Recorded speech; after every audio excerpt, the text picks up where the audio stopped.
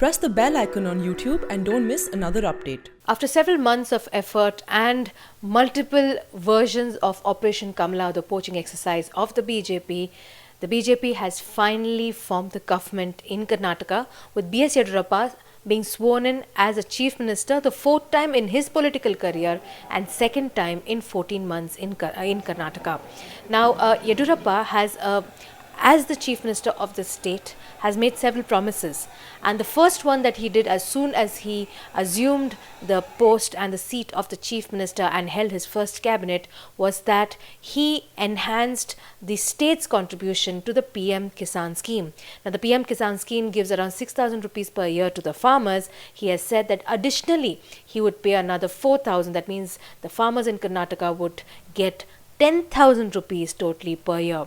Now, this he has set a benchmark because Karnataka will be the state that is giving 10,000 rupees, while Telangana soon after their state elections had announced that they're additionally paying another 2,000 to the PM Kisan scheme, that is around 8,000 rupees. But Karnataka now will be the highest in terms of how much money would be paid to the farmers. And this is the first kind of SOPs that Yediyurappa announced soon as he took over. Now, this is also takes off from the different election promises that the BJP had given to the people when the 2018 assembly elections took place. Now, Yediyurappa has said that he will fulfill all of them. If you remember, in 2018, it was the BJP which was the single largest party. They won 103 seats, but they could not prove the majority, or rather Yediyurappa could not prove his majority on the floor of the house. He lost his vote of confidence because by that time the Congress and JDS had decided to ally with each other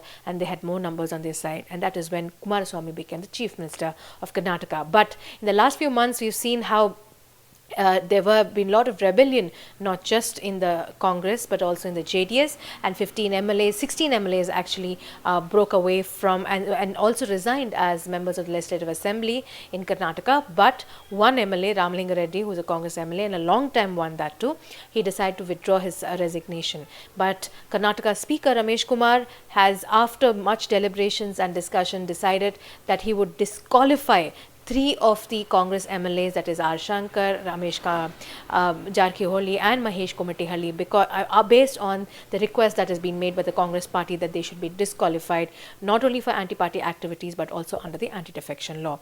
This is why the strength of the House also came down. But at the same time, many of these rebel MLAs who had pledged their support to the BJP refused to vote when Kumaraswamy sought his vote of confidence and the coalition fell apart. That is why the BJP decided to stake claim, and the BJP largely here it means Yediyurappa.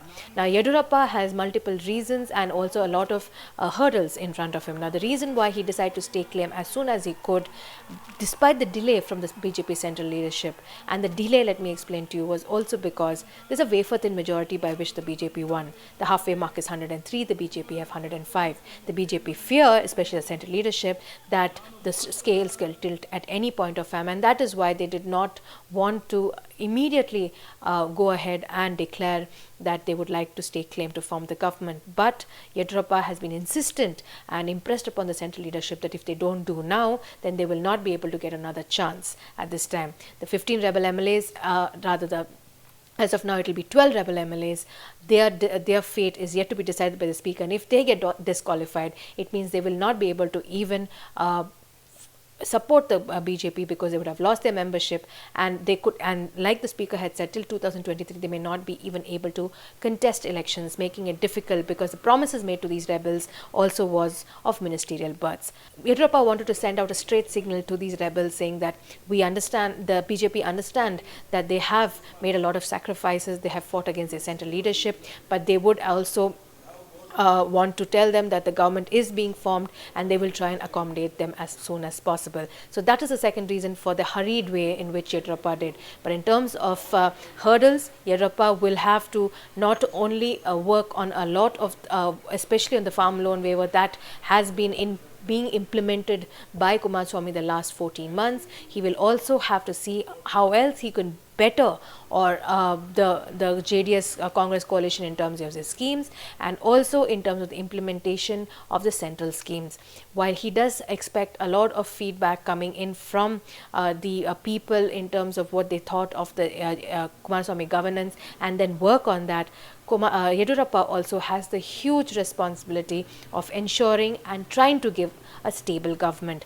Will he be able to do that? And that will be the question, because the BJP leadership, especially in the center, has said and asked Yediyurappa that until they have a larger majority, that is, at least try and see if there are more disgruntled MLAs who would like to cross over to the BJP and increase the number of seats, only then will the BJP look at possible stability. Otherwise, there is a possibility that after the finance bill is passed at the end of the month in July, and Yediyurappa seeks his floor test on Monday, it could be possible that they would look at possibly implementing president's rule till possibly even fresh elections could be made. But that it depends on the decisions also of the speaker in terms of disqualification of the other MLAs. So here Yediyurappa becoming the chief minister, again a wish that he was trying to fulfill for a very long time after he felt cheated by the JDS not once but twice, once in 2008 in the 2020 government, and the second time in 2018 when they joined hands with the Congress.